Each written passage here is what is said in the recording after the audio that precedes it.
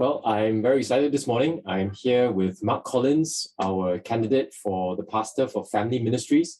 And I'm here to ask him a couple of questions to allow us to get to know him better, to hear about his vision for family ministry as well.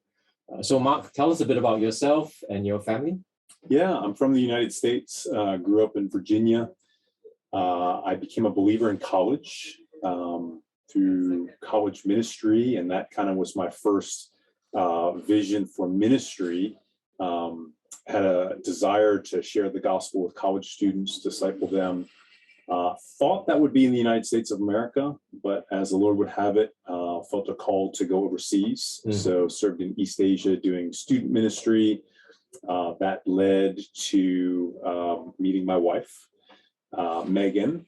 She was serving as a missionary in Turkey. We met at a missions training conference, got married, and then began serving together overseas. Children started coming into the picture. So we have 3 boys and 3 girls, age 17 down to 2. Most of them born in Asia. Yeah, so that's us. We've been doing student ministry, planting churches, and then training pastors. So we'll get to your family in a moment. Yeah. You have about 20 years of ministry experience, most of it in this part of the world. Yeah. So tell us a bit about what have you learned in 20 years of ministry in Asia?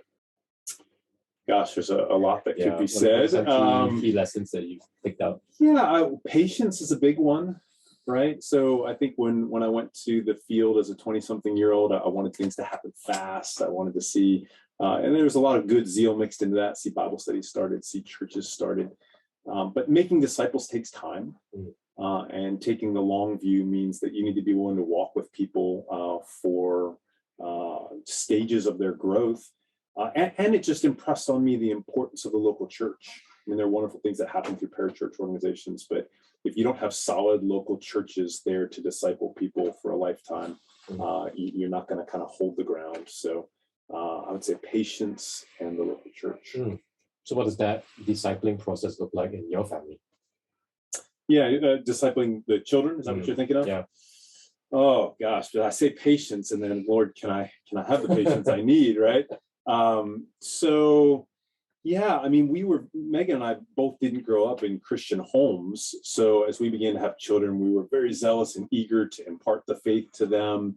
We were catechizing them at a young age. We were reading a lot of books, and probably didn't realize, again, that things take time and every child is going to develop differently.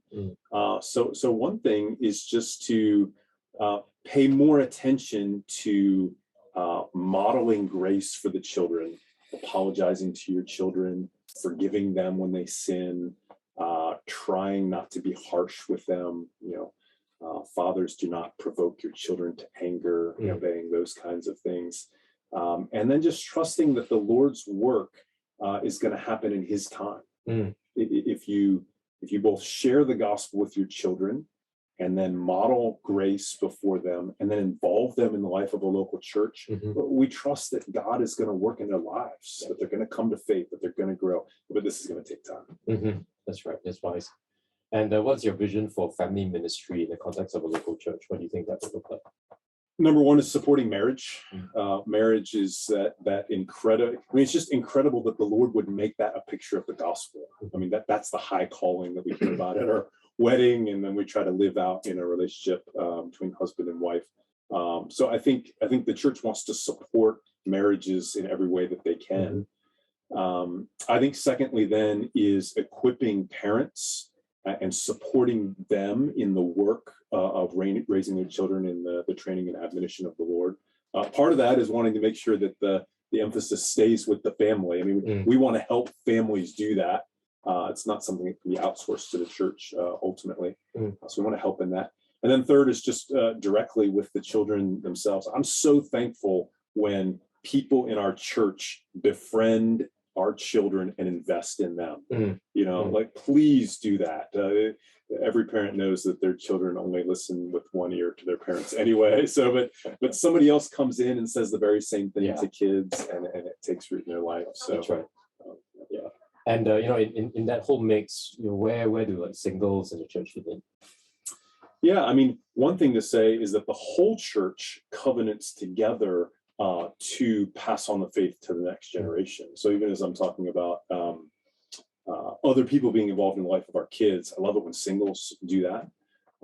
I think we also want to, many singles want to be married and will be married. And so we want to be preparing them for marriage well. And then to realize that whether you're married or not, we are a family together as a church.